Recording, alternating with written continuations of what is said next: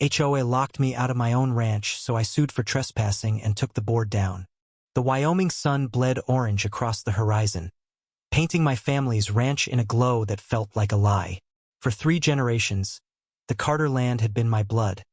My bone 160 acres of rolling hills, horse trails, and memories of my father teaching me to ride. But now, a padlock gleamed on the gate, and Karen, the HOA president, stood smugly behind it, her arms crossed like she owned the place.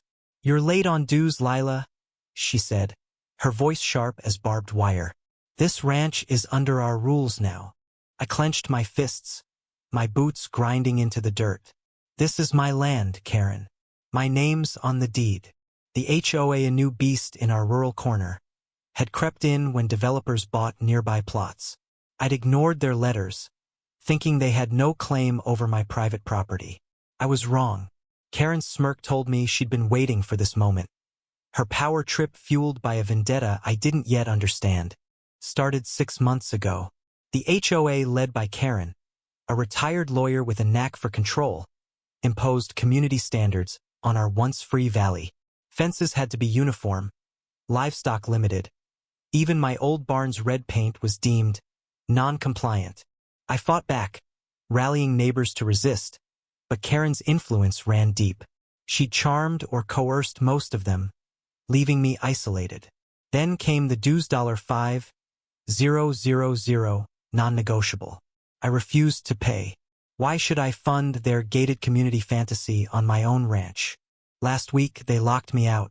My horses were still inside, my tools, my life. I'd been sleeping in my truck, sneaking water from a creek. Fury burned in me, but so did desperation.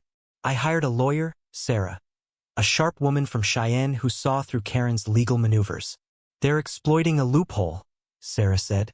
"The HOA claims your land falls under their jurisdiction because of a surveyor's error.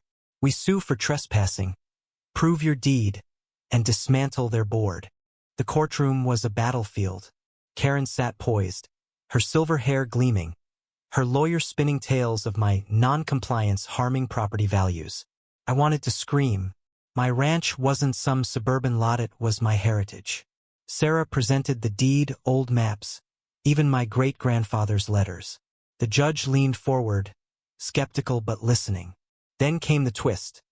A witness, Old Man Tucker, a reclusive neighbor I barely knew, shuffled to the stand. His voice trembled as he revealed Karen's secret bribed the surveyor to redraw boundaries, annexing my land into the HOA's control. Gasps rippled through the room. Tucker, it turned out, had overheard her deal at a bar, driven by guilt to speak up. Karen's facade cracked. Her lawyer stammered, but the judge's gavel was already falling. The HOA's claim was voided, the lock ordered removed, and I won damages for trespassing. I should have felt victorious, but as I walked back to my ranch, the gate now open, a hollow ache settled in. The community I'd grown up with, neighbors who shared coffee and helped mend fences, was fractured. Karen's fall exposed her allies, people I'd once called friends. The valley felt poisoned. I tore down the HOA's sign myself, the wood splintering under my crowbar. But the real cost hit me that night. My sister, Ellie, who'd moved to Denver years ago, called. "Lila, I found something in Dad's old files," she said, her voice shaky. She'd uncovered letters from Karen to our father, dated a decade back. They'd been lovers, briefly, before he chose our mother. Karen's vendetta wasn't just about control, it was personal. A wound festering for years. She'd targeted me to erase his legacy.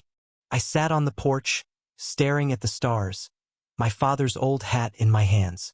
I'd won the ranch back, but at what price? My home was mine again, yet the community was gone, replaced by suspicion and betrayal. Karen faced charges for fraud, but I felt no joy. The land felt heavy, soaked in a grudge I hadn't even known existed.